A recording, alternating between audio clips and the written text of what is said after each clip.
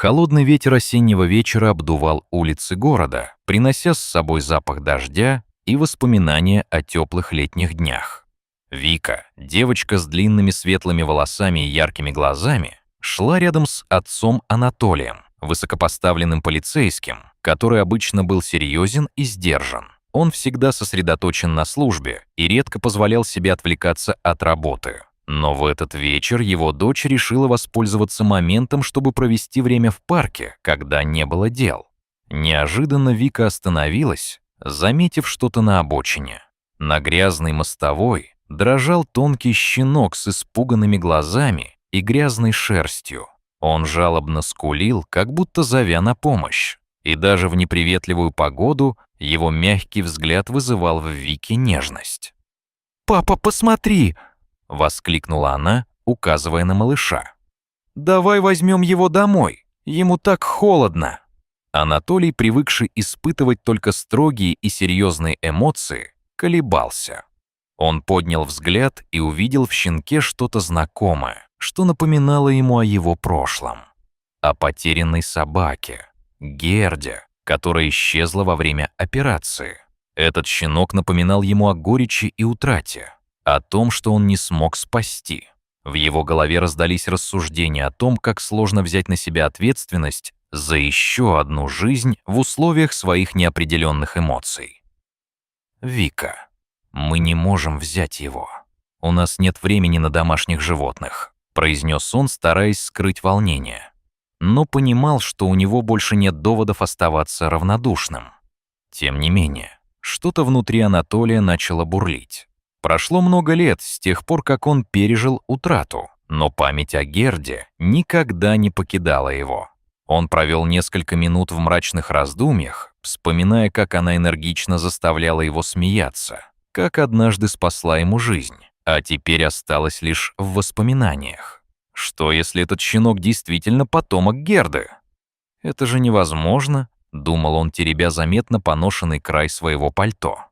Внутри него сталкивались два голоса. Голос полицейского, который говорил, что это всего лишь собака на дороге, и голос человека, которому не хватало любви и привязанности.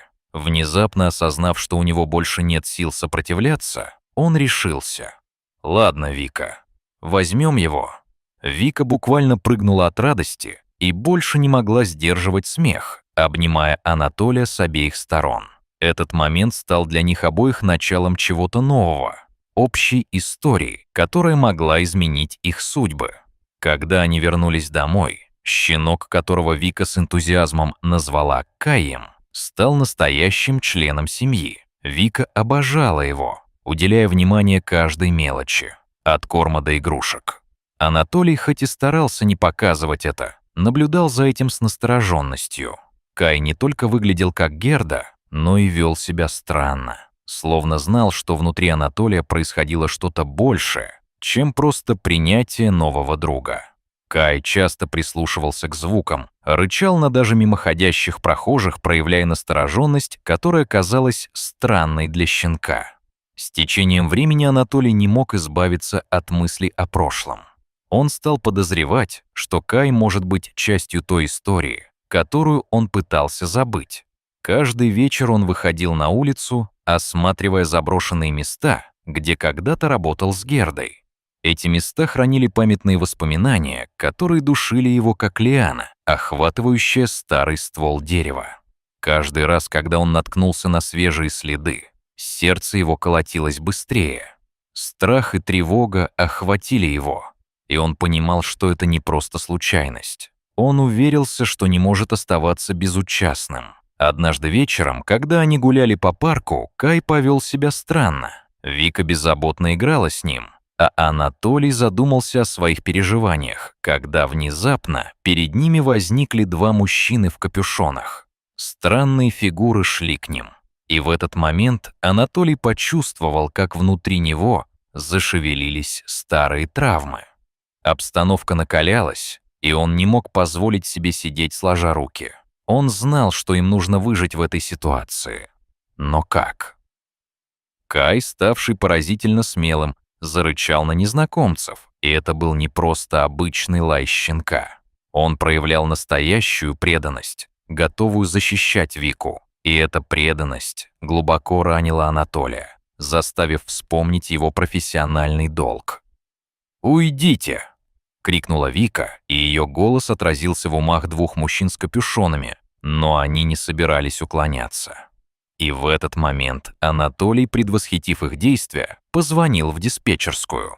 Он знал, что его коллеги были поблизости, но как быстро они смогут добраться? Кай же бросился в середину конфликта, с резким рычанием заставив нападающих отступить. Он встал между Викой и незнакомцами, вытянув задние лапы и демонстрируя готовность к защите. Когда его коллеги прибыли, ситуация была уже под контролем. Два преступника были задержаны и оказались частью той банды, что была связана с исчезновением Герды. Анатолий почувствовал, как вес уходит с его плеч, и он вдруг обрел понимание. Маленький щенок помог ему закрыть давнюю рану его сердца. На следующее утро, когда солнце заглянуло в их окно, Вика радостно трясла Кая, не уставая повторять, как он был храбрым.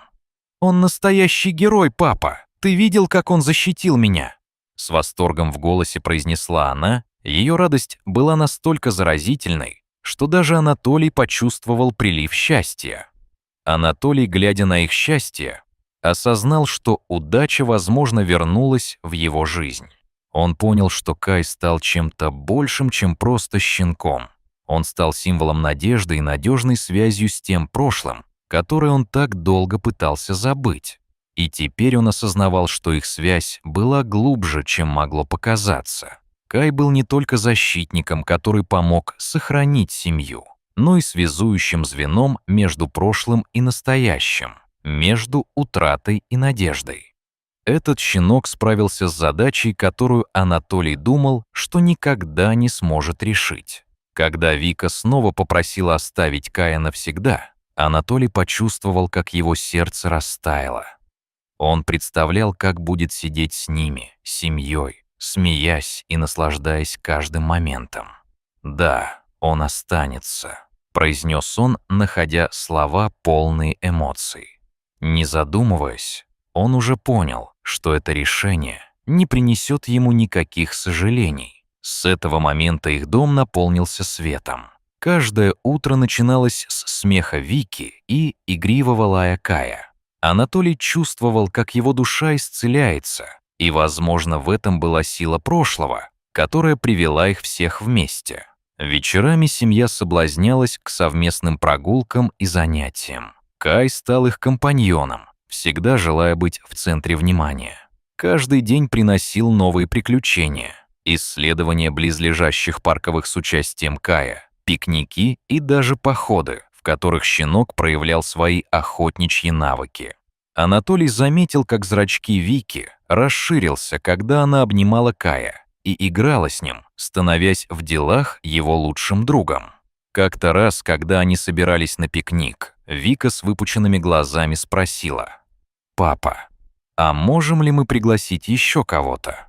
Анатолий улыбнулся, понимая, как Вика хочет поделиться счастьем. Это было не просто желание. Это был целый мир, который она хотела открыть для Кая. «Конечно, это будет замечательно. Пусть приходят друзья», — согласился он. На следующий день в парк пришли ее друзья, и Кай среди толпы детей почувствовал себя как рыба в воде. Он охотно играл с Викой и смущенно прятался под лавкой, когда дети пытались его поймать. Этот день стал важным событием для всей семьи, показывая, что счастье можно разделить. Однако в мире, где скрываются тайны, Анатолий не мог совсем забыть о прошлом. Прошло несколько недель после того инцидента, наполненного угрозами и страхом. Он все больше задумывался о том, что может скрываться за неожиданным появлением Кая. Однажды дома, когда Вика играла с Каем, Анатолий увидел в газете заметку об убийстве в этом же районе. Убийство произошло прямо под их носом, и хотя преступники были пойманы, в обществе царила растерянность. Он вспоминал о том, что и Герда в свое время не раз помогала раскрыть сложные преступления. Кай повел себя тревожно, снова и снова встряхивая головой, как будто ощущая дыхание извне. Анатолий неподалеку заметил мрачную фигуру, наблюдающую за ними из темноты. Сердце его забилось чаще, и он почувствовал холодок по спине, но колебался, не отвечая на свои внутренние страхи. Поскольку дни становились все более напряженными, Анатолий решил поговорить с Каем. Он вызвал его к себе, погладил его, вызывая спокойствие.